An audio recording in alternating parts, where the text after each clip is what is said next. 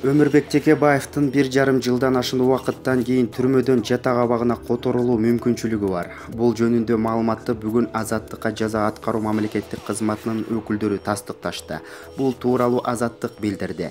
Буга чейин Текебаевдин ишиндеги жаңы жагдайларга ылайык анын ишин кайра кароону өтүнүп, саясатчынын адвокаттары башкы прокуратурага кайрылышкан.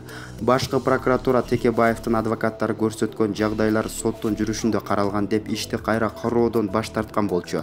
Ата Мекен партиясынын төрагасы Өмүрбек Текебаев коррупция беренеси менен айыпталып, былтыр февраль айында камалган. Аны менен кошо мурдагы министр Дүйшөнкул Чотонов да кармалган. Аларга орус жараны Леонид Маевскийден $1 миллион пара алган деген айып тагылып, сот ар бирин 8 жылга эркинен ажыраткан. Өмүрбек Текебаев Бишкектеги номер 47-абакта, ал эми Дүйшөнкул Чотонов Молдавановка айылындагы абакта жаза мөөнөтүн өтөп жатышат. Жогорку сот алардын өкүмүн күчүндө калтырган. Булак Назар Ньюс KG.